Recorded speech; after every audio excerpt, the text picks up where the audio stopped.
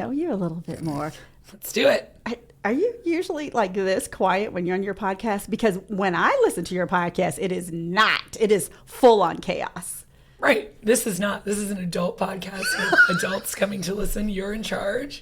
I'm following the rules. Welcome to Between Us, a podcast of Blue Alliance where we have courageous conversations. And my guest today is Julie Sunderland, extraordinaire, podcaster.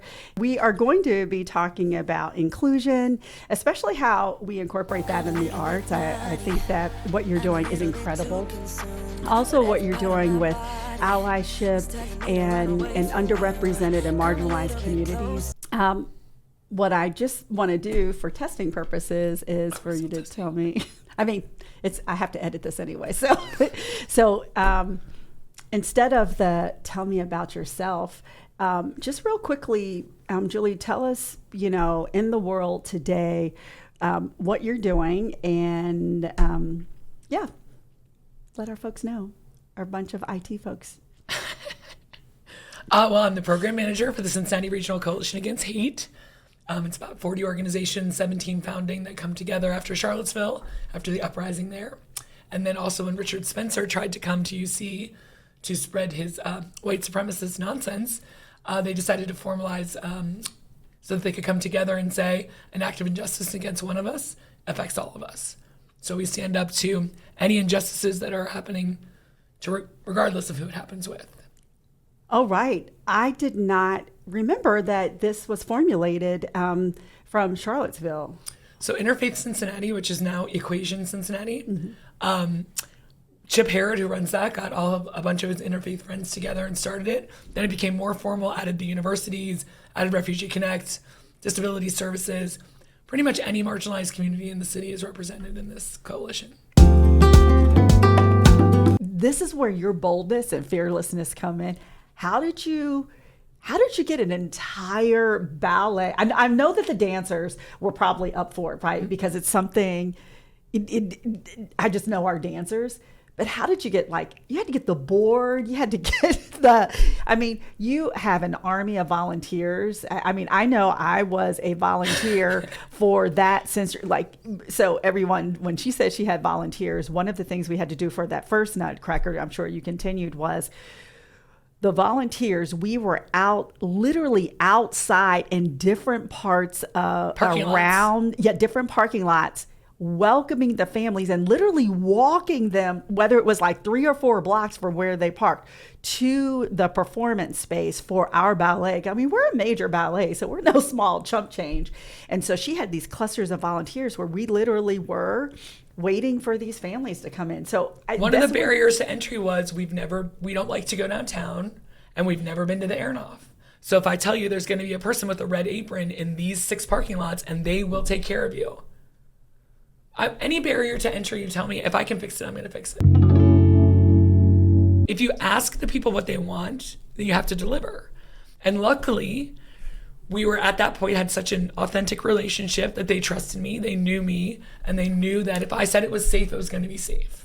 So, but some of the families that came, and I'm really only, of course, that evolved. I don't want to just focus on the first year. Well, it was our biggest one. But the families that came, some of those families were families that just heard about it. They weren't just folks that had been involved with you, the program, the ballet. So, I really want to know, how did your boldness feel? What did you do? Did you go into the board meeting? Did you say to your, how did you make that happen? I think that everybody wants to do something good. And when you're talking about kids with disabilities, to raise your hand and be like, I don't think we should do that. Their willingness to give money and support, I thought was pretty good. But part of my job was to raise money for the ballet. And what better story than this? And I got a giant grant to do it. That was the other thing. Yeah, that's Dance true. USA approved us to do it. Mm-hmm. And we were at a diversity, equity, inclusion. This was, I don't know how long ago now. I know, it's been a while. 12, 15 years ago. We were the only non-people of color at the table, right? We were just the only people that are focusing on disability. And so we were sort of a unicorn then as well. Mm-hmm. Now everybody does one. Mm-hmm. And we weren't the first. Pittsburgh Ballet had done it also. Mm-hmm. So I went to them. More experts. How did it go? What'd you learn? What could you do better? Mm-hmm. I guess I have a little bit of righteousness to me. Like, let's go, right? What do you mean, no? We're not going to have it's a dress rehearsal. It's not going to cost you a dime. I got a $40,000 grant for it. I really don't hear anything anyone has to say except sounds great. But I'm just kind of like That's that. true. As the world moves on. What was your transformation during that time? Because I know you were deeply and profoundly affected. I think that there are lots of words we throw around like inclusion and representation, and I agree with them, but to see them happen from zero representation, zero inclusion to almost fully accepted, it's transformational for that community. Once again, I got to polish those forks, right, and make that happen. I am a conduit. I want to make good things happen. Most of the time. Yeah, Most of the time. Not always. Fast forward to the pandemic, where we obviously on a dime, and we did like our dance class, like the person we worked for, Heather, probably a week, maybe 10 days or so, almost 2 weeks before. She was similar to Nick here, where he saw it coming. It was the inevitable. And so literally she transformed how we taught class, how we delivered. She literally had to shatter her preconceived notions about how we could deliver dance. And I think that's what Nick here, when we were one company, that's what he did. So we had to leave our old way of thinking and try something, go into the unknown. You were doing online classes, adding that layer on to students who were, and when I say students, these were students of all ages, actually, for them to be able to just have access to something outside of their their literal four walls. One of my dear close family friends, Aunt Kathy, was taking a dance class from you via Zoom, and I was like, wait, how is that happening? So how did you deal with that during the pandemic? Where did that come from? So it came from the Down Syndrome Association, and they said, we're pivoting online. Would you be willing to teach a class for all abilities? And I said, sure. And you didn't think it would succeed? No, I thought it would be terrible. I hate Zoom. I don't hate it anymore, but I hated it then. And a lot of the kids were some of the same kids from my class that I taught at the ballet, and then there were adults there. And it turned out to be amazing, especially if you are also on the spectrum. So when they're at home, they are in control, right? So I had one boy, we'll call him Bob. And in real life, Bob would hide under the table, fight me, never take the whole class, try and run out, elope constantly. At home, first person there, last person to say goodbye, because he had control. And if he wanted to take a break, he could sit and take a break, but he never did. He had control over his situation. He was in the power, not me. I could say something, but he could leave the room. So how do someone like me, that, I come from the training of learning and development, and so there is a process on how that's done, also knowing that there's many different learning styles.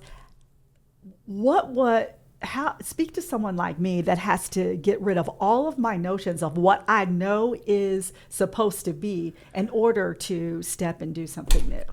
Well, I don't know that you do. I think that as a person who also teaches to many different people with many different styles. Mm-hmm. So I am a decent dance teacher because I give a vocal cue, I give a physical cue, I give a kinesthetic somatic cue, and I give an imagination cue. Yes, and that's true for everything, right? So if you know what a pas de bourrée is, fantastic. If you know what a run is, sounds good. If you want to squish grapes in a bucket, we got it. If you want to really feel your feet on the floor, right? So I am constantly, whether it's a person with a disability, a typical person, neurodivergent, a child, an adult, someone in a wheelchair, I am giving you all of those different sensory cues constantly, mm-hmm. because you may be a different kind of learner than I am. Mm-hmm. So I don't think you have to throw everything away. I think you stay with what you know is true for everybody, and you just do it. So this is everything, everywhere, all at once. Yes. Like that's totally like the multiverse, all converging. And that is something that I appreciate about you. And this is something that I really wanted to talk about today, and equity and the arts. I saw you do a pitch competition. So for folks, you've probably seen this on TV in a pitch competition, so you pitch for money or you pitch for whatever. I guess it's almost always money, right? Pitches. And it really was truly magical. I'm so grateful to just if be you in your ever are circle. part of that competition, please invite Alena to sit in the audience as you do your 3 minutes that matter, and you look out and she is just nodding and smiling and crying. And yes, she's praising me from the yes, tears. You did not tears. even see me. Oh, I 100% did, because you were sitting with our friend Heather, and I did not want to look at her because she is amazing, but I know if I messed up, she would make a face accidentally. Whereas you didn't know what my speech was. And so you were just knocked out crying because it was good. That's true. So if you know me, I'm a supporter of you, basically, is what she's saying. And big time. So that pitch competition, tell me about the process of the pitch competition. I mean, because you had to go through a whole process. I really did. It was awesome. Actually, I had a great coach. Both of my coaches. So first of all, I thought I was already great. Well, so that's the other thing I want you to talk about. Because you were doing so much public speaking, 100 public speaking events you a had year. so you already knew how to do this. I know, look, I know. I get, I get this much money for my organization, this, that, and the other. So tell me how you learned. I'm like, how did they teach you? I listened. First of all, I listened. So we gave our pitches in front of everybody, and then if we made it to the next round, we were given a coach, and I saw who I was against. And I have a very natural style on stage and very connective. Mm-hmm. And my program was great, but I was against some heavy hitters. So I was like, heavy hitters in terms of what they were bringing content, to the table, or yes, their presence. They're both. So the head of was it Starfire or Stepping Stones? Stepping Stones. One of them was the executive director. He's had amazing presence. The story that he told was proven. Mine was a new concept. And he was great. But he wasn't as chatty as I am, right? I have a likability. But I knew I couldn't beat him. Like that button. Yeah. I knew I couldn't beat him in that first round. I knew it. If we went that first day. Anyway, he didn't end up even making it to the finals. You have to explain. So there was an open round, and then we all got training, and then we went back, and then they picked 10 of us to compete in the finals on stage for money. And that guy didn't make it because he got lost in his story, and he hadn't refined it. Whereas I had an older gentleman who made me your coach. Video record myself. This was before Peter. Oh, gotcha. This was the first coach. He made me record myself, and he was like, I don't even know what you're talking about now.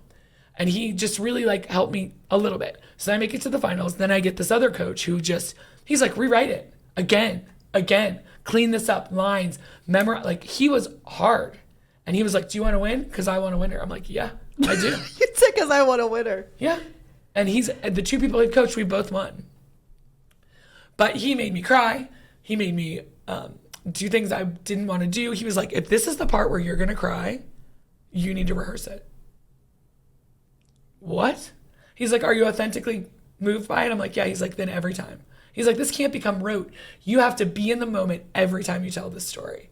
And then by the time I told it, I didn't cry, but it was right there, right? Because I meant it. Mm-hmm. And it was so moving to me. Mm-hmm. And it was beautiful. Being in the moment, something that you had shared with me, this is years ago now, and I'm never going to, I always forget this woman's name. She had come to Cincinnati, and she came on stage, and she was so grateful and overwhelmed with the people who were there, and she was in the moment. So something that's about you, it's not just about the pitch and what your coach taught you, but you are someone that's in the moment. You force yourself. You have many different ways that make you present when you're with the people you're with every day. Is there a first step or first couple of steps that people can do to be in the moment? So I think most of us are thinking about what we're going to say next and what's happening as opposed to listening to what the other person is saying. And so I try and get in my body and get out of my head. So right now, wherever you are, whatever you're doing, try and feel where your seat meets the chair, right? Feel your foot on the floor. And then you can ask questions like, am I on the outside of my foot? Am I on the inside of my foot? Is my full weight on one hip? And that puts me in my body. And then I want to it's such a gift when someone really hears you, right? Yeah. And when Absolutely. you're really seen, so my kids, all the kids that I teach, all the adults that I teach, they want to be seen in that moment of beauty. And when you have that moment with other people, it's addictive. You're like, I want to catch Alena doing her best. I want to be so focused in this moment that I can see the beauty in it because it's there. Mm-hmm. So I have to, if I start spinning out, which I do, like, oh no, she didn't just say that. Or if she knew this, she wouldn't say that, or blah, blah, blah. As soon as I'm having a conversation with myself, when someone else is in the room, I get back to my body. So like right now I can feel that like my left hip is much lower than my right hip, and how much of my lower back is hitting the table. And I'm raised up on my right foot. I know where I am. Okay. Now I can listen. I got to be here. Okay. And not so be here. because we have so many people, like they work remotely, they're watching this, and what does being in the present and mindfulness means, and this is something very tactical for Yes. them. Oh my gosh. Somatic awareness, super important. Where is my body in space, and where am I in relationship to my body? The last two pieces, they roll together. One is exactly what you're doing in terms of justice and really just being a force against hate and allyship. And part of the allyship, I think, is wrapped up in this courageous conversation. So, I'd like to hear your perspective, but several years ago, it's been a while now, you had gone to a conference, it was a training, and you were explaining to me the concept of pronouns. Oh, Do you remember that conversation? no. Tell me all about it. I mean, I remember the training. Well, let me tell you, my reaction. So I was just talking to one of our CEOs, Scott, and we were talking about our a consultant that we brought on, diversity, equity, inclusion consultant, Susan. And one of the things that part of her framework is she has this feel, think, and act. So as you're learning something or you're communicating, you want to feel, you want to take an honest read of your feelings. You want to feel where you are. So I would liken that into like being present, right? Then you want to think about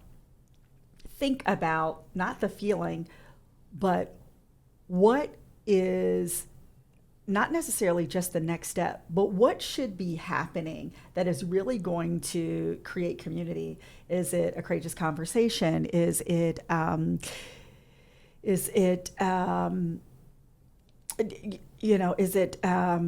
closure? Is it opening, et cetera? And then you're going to act on it, basically, right? And so you had explained to me, we were sitting at Heather's house, you had explained to me this concept of pronouns, and I had, this was like, so it's been a while now, Yes. right? And At least 6 years. Yeah, and I was so dumbfounded. I literally looked at you and I had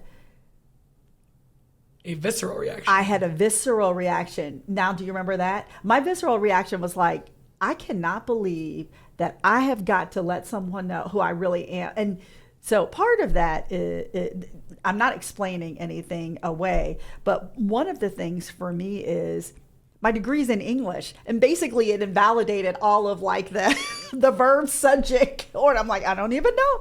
And so tell us what you learned at that conference. This has been a long time ago. Yeah. And so now, our vernacular, it really has changed and is different. Yeah. At that conference, what that pronouns were. And then when you and I talked, there was something that you helped me to understand about the plural, about they. And I was like, what? Now that came years later when you said, Alena, this is how you can think about they. But tell me about that conference. Remind me of that conference was learning about teaching. I don't remember which one, so you go to so many. I think the original one was the Diversity, Equity, and Inclusion grant that I received to do the Nutcracker. So I was down in Atlanta with Dance USA. And this was before I knew about pronouns. And people just started introducing themselves like, I'm Julie and I use she, her pronouns. And then other people who didn't know what they were talking about was like, I'm Julie and I use take that as my pronouns and blah, blah, blah. And it became this like nightmare. We ran around a table of 30 people, and the people who knew, who were sensitive, who were aware, who were representing, were devastated that they had been disrespected in that way. And so this entire conference stopped, and we spent the next 6 hours just talking about pronouns. Whoa, because really? we didn't know. I said, Like my name is Julie and I'm she, her, because I didn't know what was going on and I didn't want to hurt anyone's feelings. But lots of people made it a joke, and it was really upsetting to a lot of people. I remember Tristan Vaught, who works in the city and runs their own company, going through their training just about, I don't even know what touched you so much, but you know, if you get married, you become Mrs. O'Donnell or Mrs. O'Donnell. What is the problem with me just asking you? I don't know. You're gonna have to tell me because I don't even know what moved you so much. I think I was upset. So this is me, really exposing myself because it was something I didn't understand. I know, but let's give you some credit for because you were way against it. And now I you're was like, way. Sounds I great. was It's on your email signature. I was totally against it because I said like, hey, one is, and so this is. There's so much to how I reacted. I was offended. I remember it very clearly that I was so offended, and you were actually surprised at my reaction. I remembered you were like, Alena, like this doesn't even sound like you, right? And I was offended. I did not realize something that I had no concept about would really. I would have that much of a reaction to. And so here's what I understood. Ultimately, here's where I am today. It's exactly what you said about teaching. It's less about me and more about the other person. And then it becomes about us, right? Because if I really believe in belonging, then I'm going to say I'm going to believe anything and everything. But what I am saying is I need to be able to, I want to be a raving fan. I want that person next to be a raving fan. Part of being a raving fan is getting to know them and getting to know what's important to them and getting to understand that our differences do not have to create walls. We can build bridges. We can break those walls down. We can be bridges. And part of the bridges is I just have to understand if there are some things I'm not going to understand. And that is a part of someone else's world. And in order for me to create a world for us all, then I should want to understand. I should want to try. I may not fully understand some things, but I should come with reverence, right? And so again, that was a long time ago, and this is part of the learning process. And you really helped me to see. You really helped me to see, Alena. This is about creating community, and so that 6 hours that you all did you walk away with like, oh my? See, where we're so different, right? Because my initial reaction was, did something happen and no one told me and now I'm doing it wrong? I don't want to get in trouble. So I'm happy to, pronouns, color, like you identify with this color, fine, whatever you want. The they, them has been hard for me, not because I don't want to do it. And at this other training, it was, think of me as a twin. Yeah, that's I have both male and female. Then you can think of me as a they. And I was like, oh, I totally can do that. And I still mess up all the time. And it isn't about doing it right. It's about the intention and saying, oh, Tristan, I'm so sorry. I know that you identify as they. It's still a struggle for me. I still think of plural more than one physical being. So that's really tough for me. Well, but that's where, I mean, I have an English degree, so that it's really, really hard. We all heard you. I know. She's very smart. I also keep you in my circle because we have great conversations where we can have those talks and say, I just remember being shocked.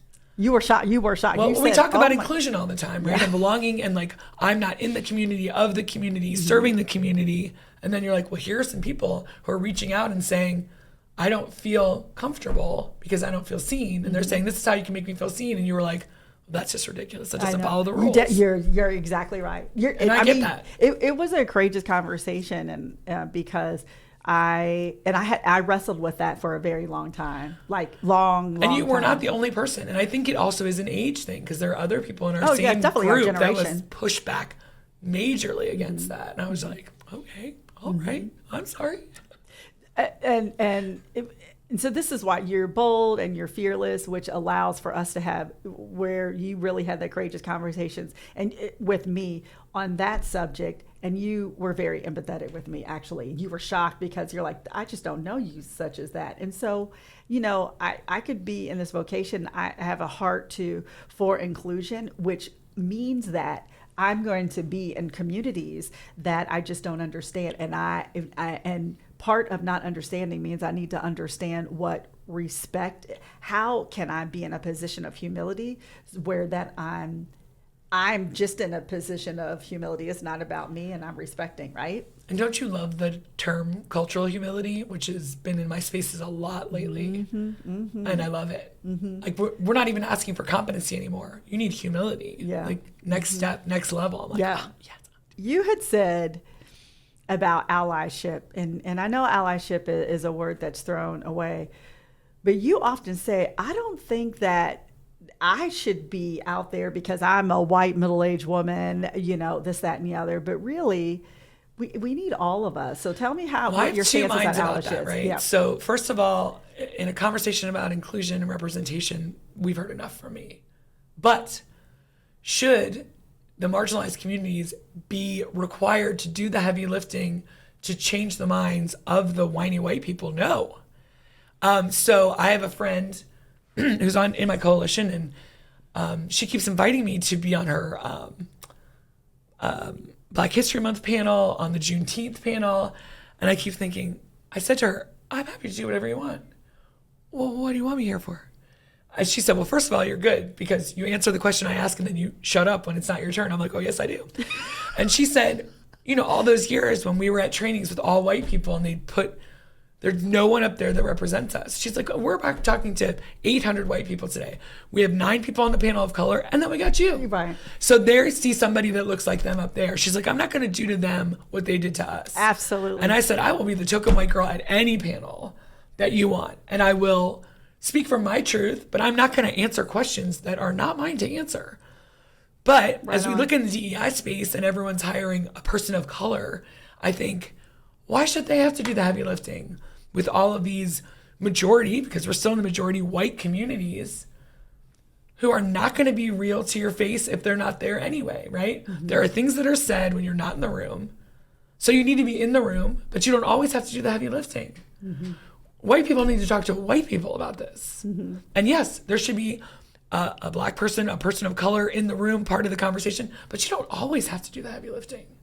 Agreed. I agree with you. You don't always need to feel the pushback. Well, that's why I laughed when we, you know, during the Black History Month, and my guests were like, "Did you have to?" And I'm like, "I need you."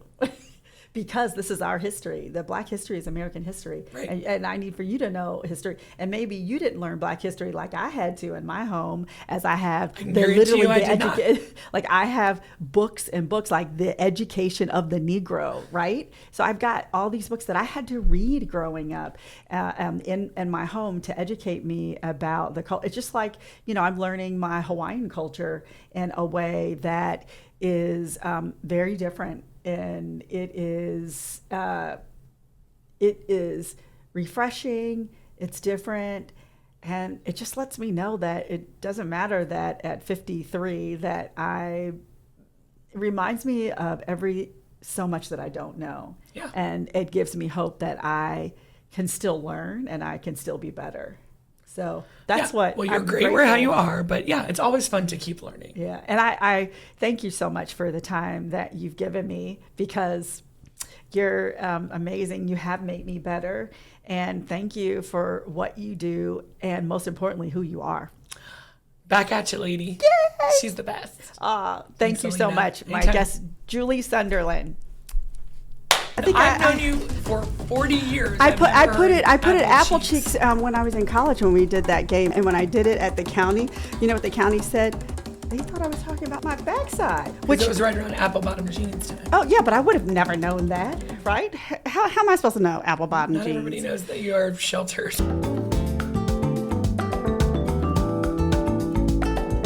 It was easy.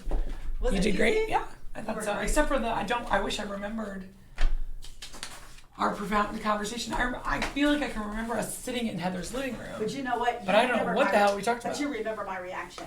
Yeah, I was pushing back, and I was Actually, like, you said that. "What do you care?" I'm like, "What do you care?" But that was important for me. I know, but really helped me. I was shocked that you guys cared. I was like, "That's what they want." But you're like, "I'm coming from an English grammar." You were coming what? You were coming from an English grammar kind of like, you can't break the rules of English grammar. Oh, definitely. That was one. But the other thing, actually, that, and I'm not going to shy away from it, was why I was, when I thought about it, I